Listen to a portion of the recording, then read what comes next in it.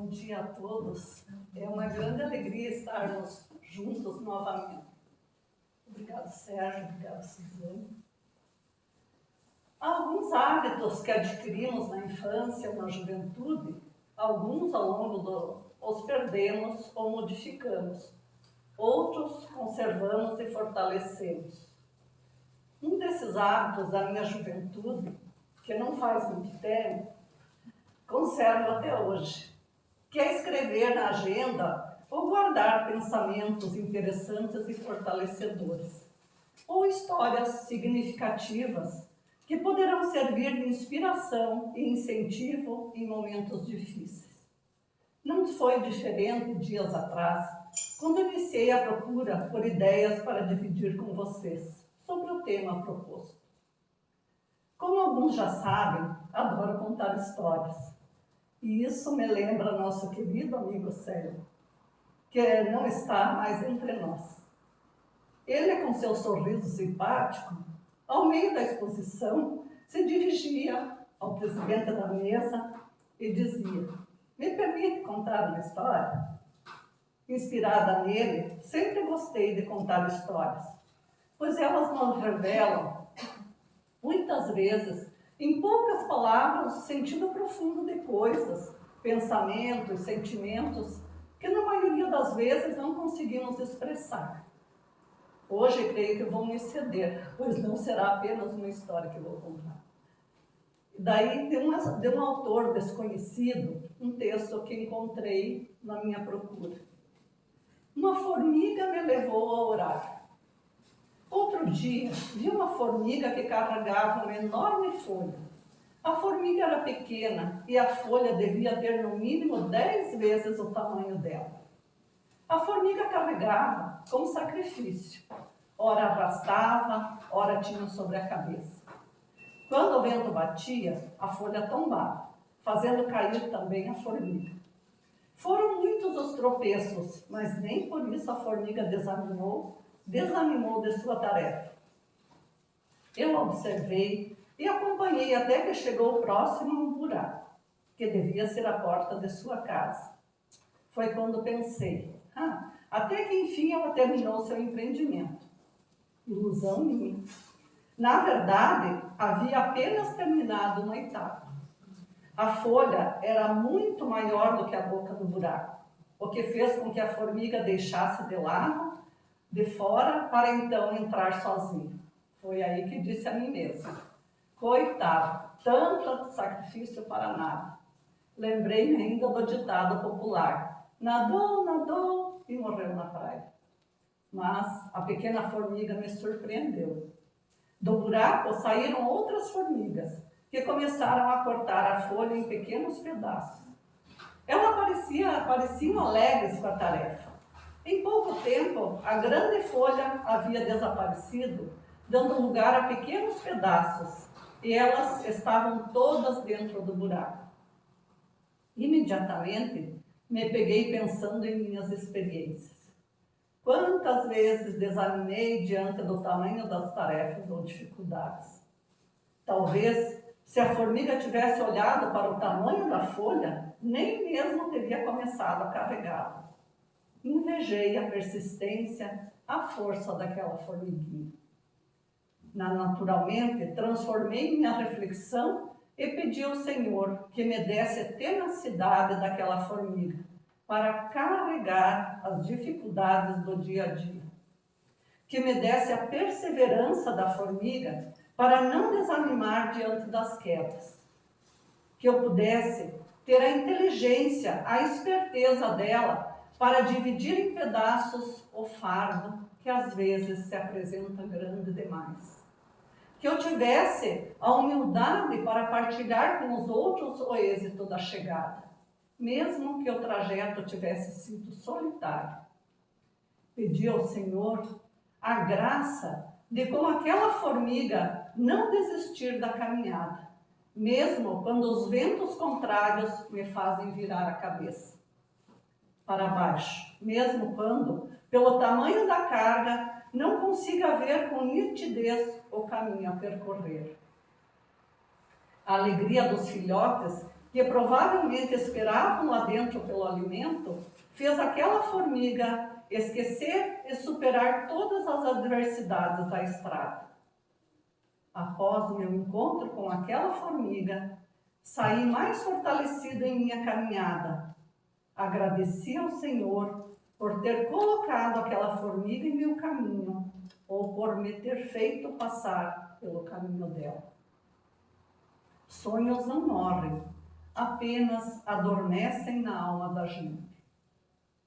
Gente, já pararam para pensar quanto essa pequena criatura tem para nos ensinar sobre a força de vontade, a determinação, a coragem e a persistência em encarregar tantas dificuldades?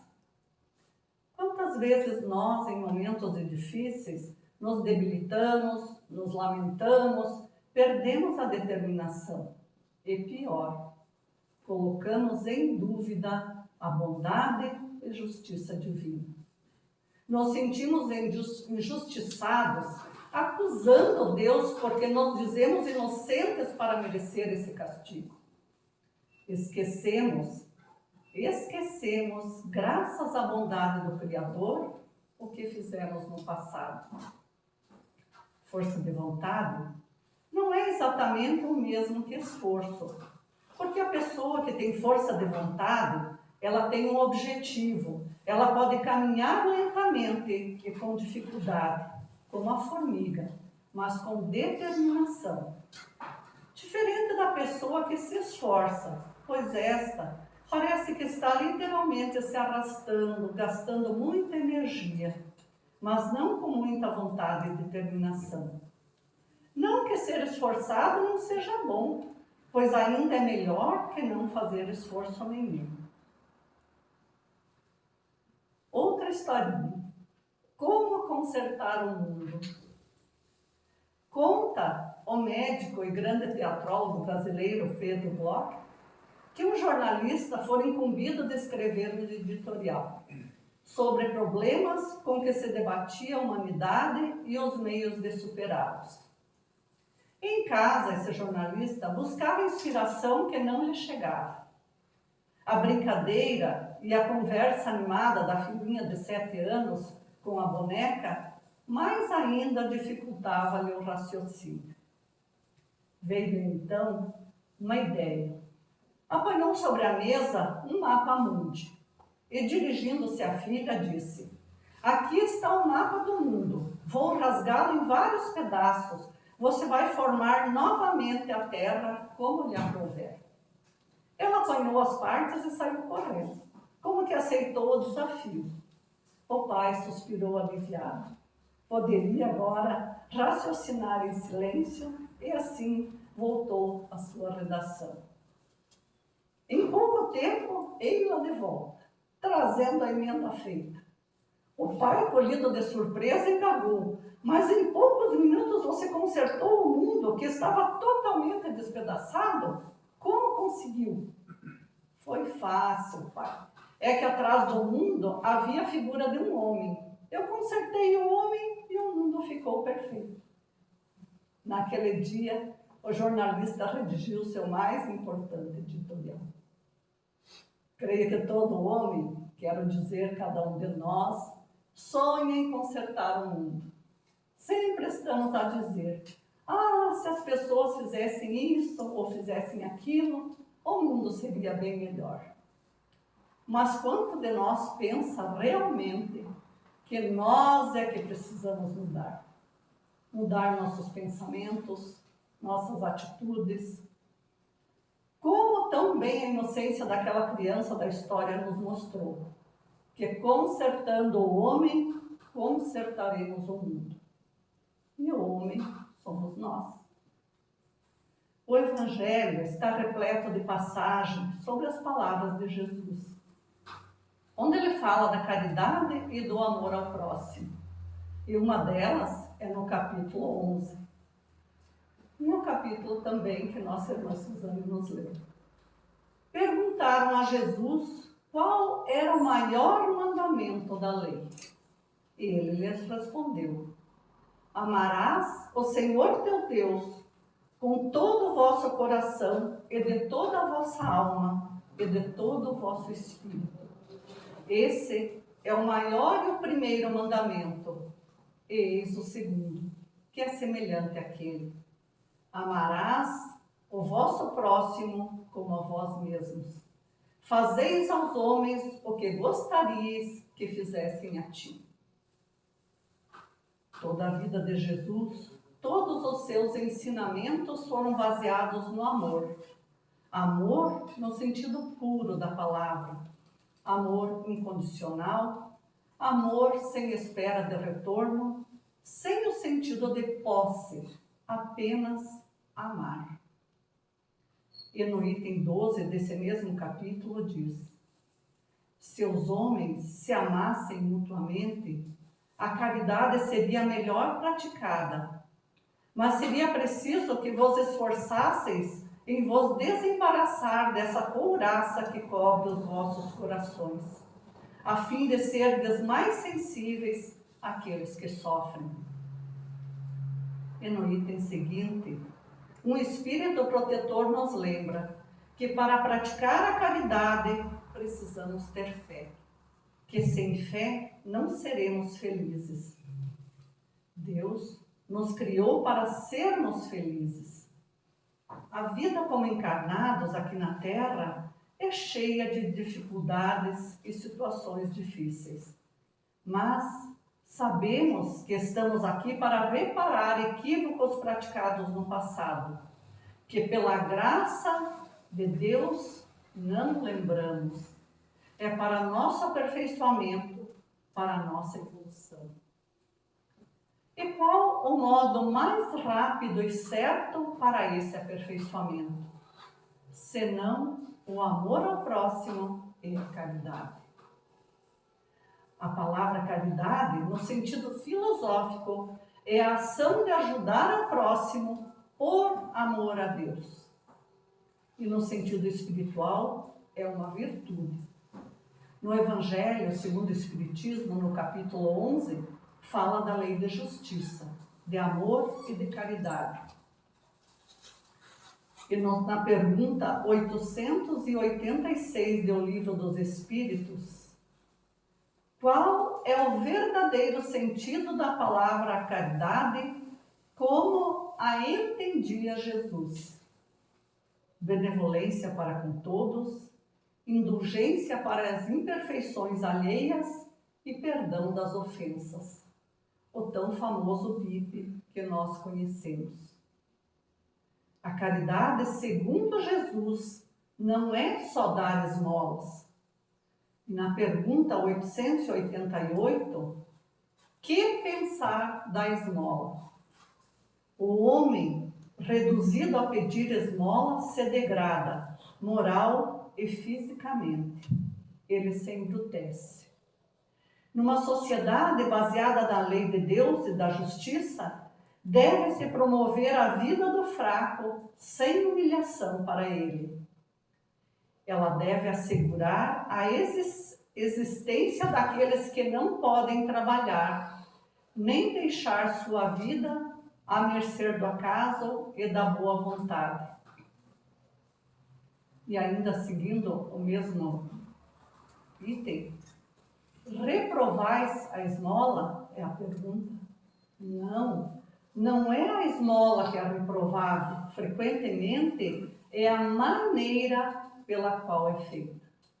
O homem de bem, que compreende a caridade segundo Jesus, se antecipa ao infeliz sem esperar que ele lhes estenda a mão. E São Vicente de Paula nos diz: a verdadeira caridade é sempre boa e benevolente. Ela está mais no gesto que no fato. Um serviço feito com delicadeza duplica o valor.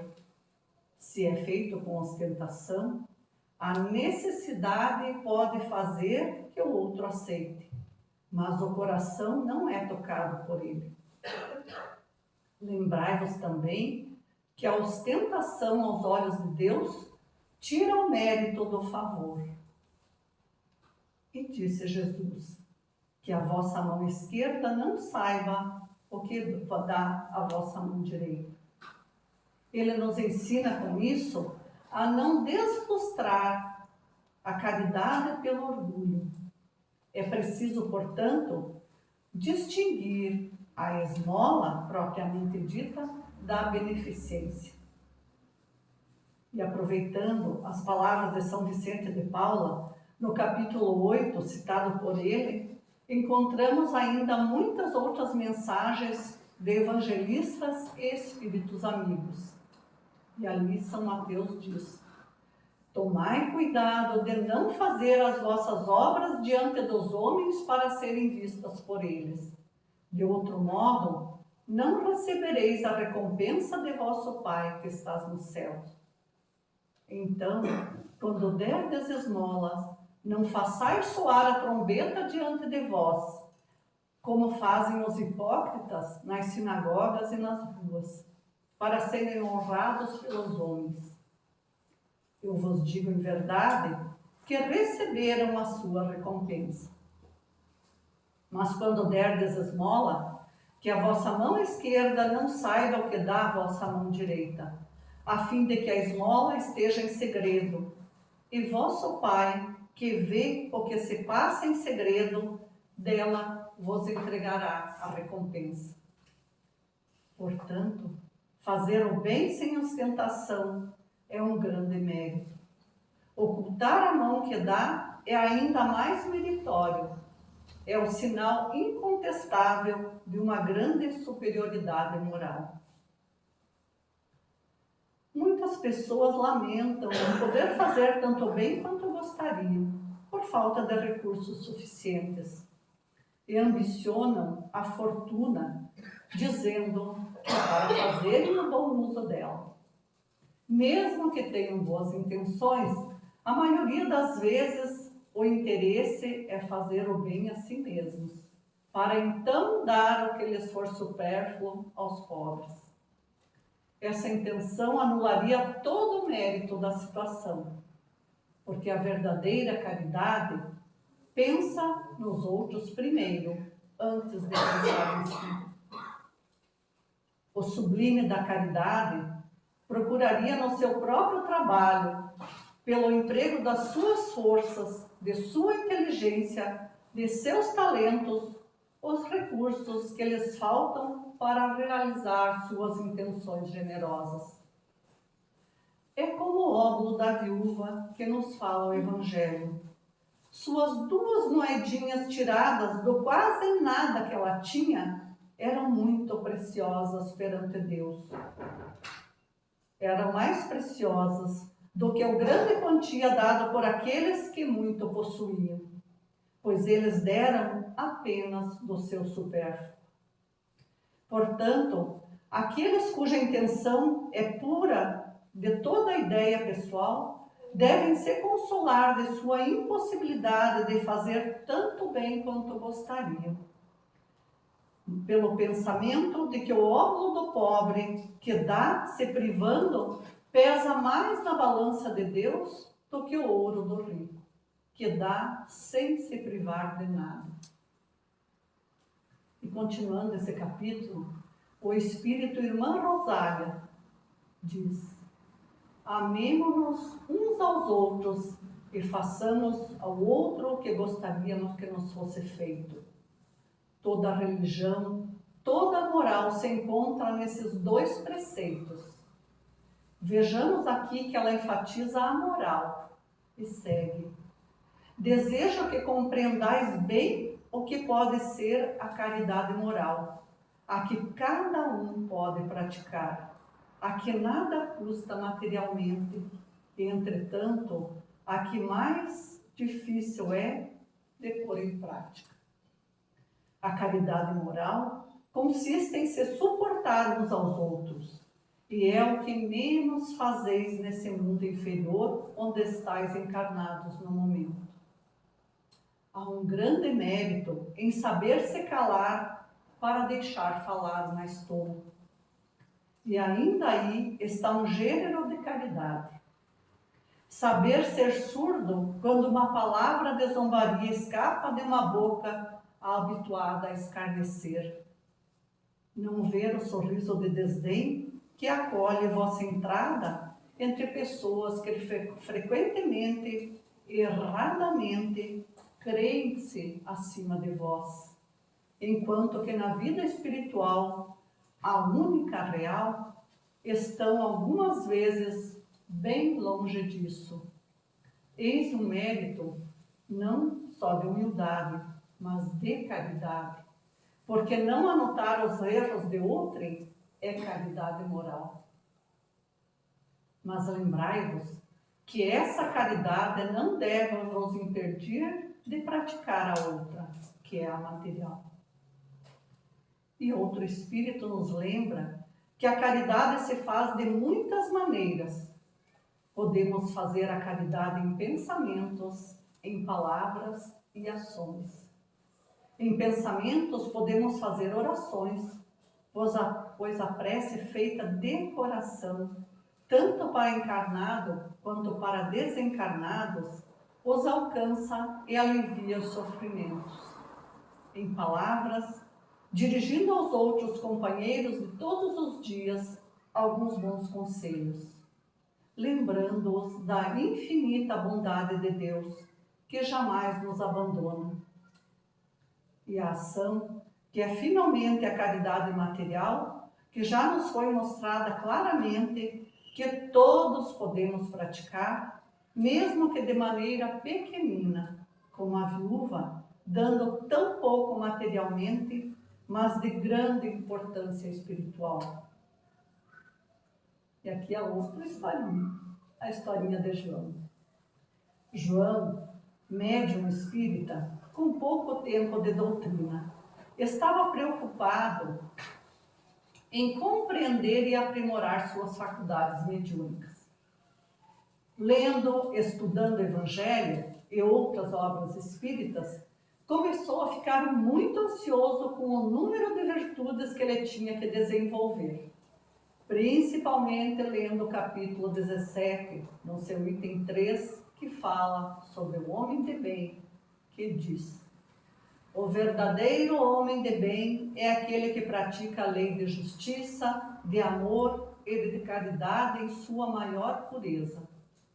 Se interroga a consciência sobre seus próprios atos, pergunta a si mesmo se não violou essa lei, se não fez o mal e se fez todo o bem que podia, se negligenciou voluntariamente uma ocasião de ser útil, se ninguém tem de reclamar dele, enfim, se fez a outrem tudo o que gostaria que fizesse para com ele. Tem fé em Deus, em sua bondade, em sua justiça, em sua sabedoria. Sabe que nada ocorre sem sua permissão e se submete em todas as coisas à sua vontade. Tem fé no futuro e aceita sem murmurar as dores e decepções. Faz o bem sem esperar recompensas. Encontra satisfação nos benefícios que derrama, nos serviços que presta, nos felizes que faz, nas lágrimas que seca, nas consolações que dá aos aflitos. Ele é bom e benevolente, respeita os outros em todas as circunstâncias. A caridade é seu guia. Não tem ódio nem rancor, nem desejo de vingança. A exemplo de Jesus, perdoa e esquece as ofensas. É indulgente com as fraquezas alheias e não se compraz com os defeitos dos outros. Estuda as suas próprias imperfeições e trabalha sem cessar em combatê-las. Procura não se valorizar, mas sim ressaltar as qualidades alheias. Não se envaidece com a fortuna, pois sabe que esta lhe foi dada,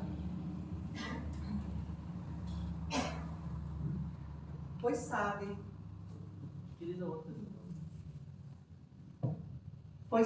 que esta lhe foi dada por empréstimo e pode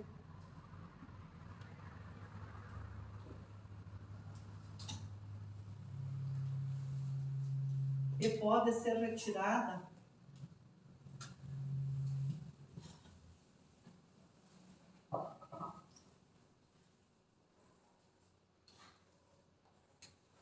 Não se envaidece com a fortuna, pois sabe que esta lhe foi dada por empréstimo e pode ser retirada. Portanto, usa, mas não abusa, sabendo que ele deverá prestar contas do seu emprego. Sabe que todos os homens são iguais perante Deus. Assim, se na ordem social homens são colocados à sua dependência, os trata com bondade e benevolência. Usa a sua autoridade para erguer-lhes a moral e não para os esmagar com seu orgulho. O subordinado, por sua vez, compreende os deveres de sua posição e tem escrúpulos de cumpri-las conscienciosamente. O homem de bem, enfim, respeita os seus semelhantes, todos os direitos dados pelas leis da natureza, como os seus fossem respeitados. Esta não é a numeração de todas as qualidades que distingue o homem de bem, mas todo aquele que se esforça em possuí-las está no caminho que conduz a todas as outras. João punha a mão na cabeça e pensava: eu vou levar dezenas de encarnações para desenvolver tantas virtudes. Sua vida no lar, no trabalho, tinha problemas naturais do ser humano. Brigas, incompreensões, ressentimentos, tudo dentro do normal, tudo que cada um de nós costuma viver no dia a dia. João começou a ficar extremamente preocupado com a responsabilidade que tinha de modificar-se moralmente. Certo dia, quando ele estava lendo e refletindo, apareceu-lhe um espírito sorridente. Disse-lhe que era um amigo espiritual e perguntou a João o porquê de tanta preocupação. Ele então lhe respondeu que não poderia dar conta de desenvolver tantas virtudes nessa encarnação.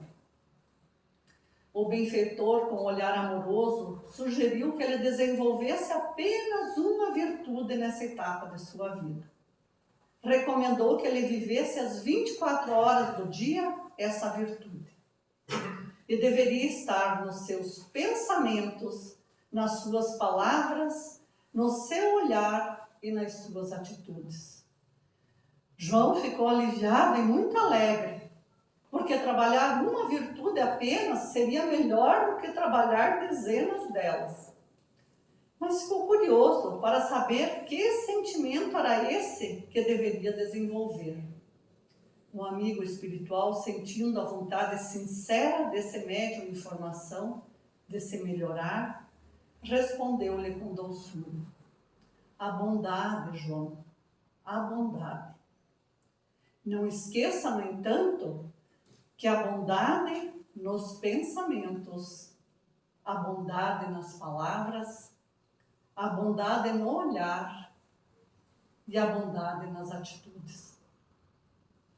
O benfeitor, antes de desaparecer, prometeu voltar dali a 2 anos para apreciar os resultados.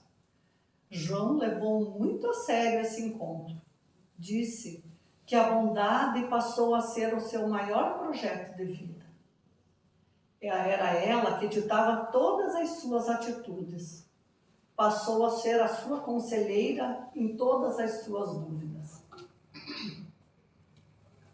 Ao pensar na sua esposa e filhos, nos colegas de trabalho, que às vezes lhe causavam aborrecimentos, ele sempre o fazia com respeito e bondade.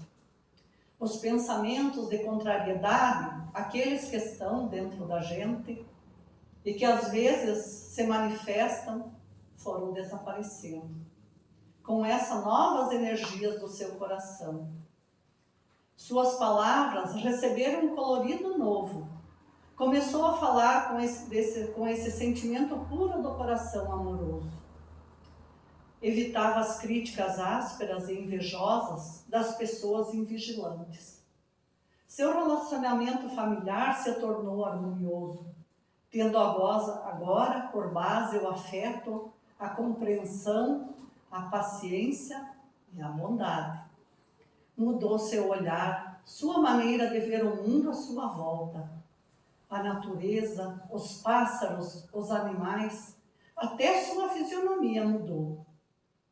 Observando com olhar de ternura os sofredores do mundo, procurou iniciar atitudes de solidariedade. E o centro espírita que frequentava foi o ponto de partida para a aproximação com as dores dos homens. Integrou-se aos trabalhos de assistenciais e espirituais, pois sabemos que não só os encarnados precisam de assistência, essa também do material, mas tanto os desencarnados como os encarnados necessitam e muito da assistência espiritual. Assim, tempos depois, toda a vida de João estava modificada. Com essa virtude já adquirida, já fazendo parte do seu ser, quantas outras foram se somando a ela? Fé, amor, compaixão, perdão, indulgência, benevolência e tantas outras se somando a elas. E a caridade sincera. Essa história nos mostra que é possível sermos espíritos do bem, com fé, com vontade e confiança na bondade do Pai, que nos fornece todas as oportunidades durante várias encarnações, de em cada uma delas subirmos um degrau que seja no caminho da nossa evolução.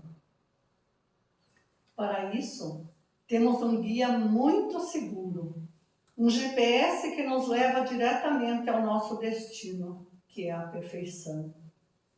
Esse GPS é Jesus e o seu Evangelho, pois ele deixou bem claro em suas palavras que estão no Evangelho de João. Ninguém vai ao Pai senão através de mim. Quando ele passou pela terra, deixou suas pegadas, isto é, suas palavras, e muito mais do que isso, seu exemplo de amor incondicional, de fé, de esperança, de compaixão e de perdão.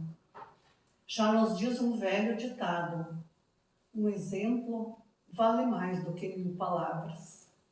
Então, temos o exemplo. É só seguirmos e estaremos seguros. Bom dia e muito obrigada a todos.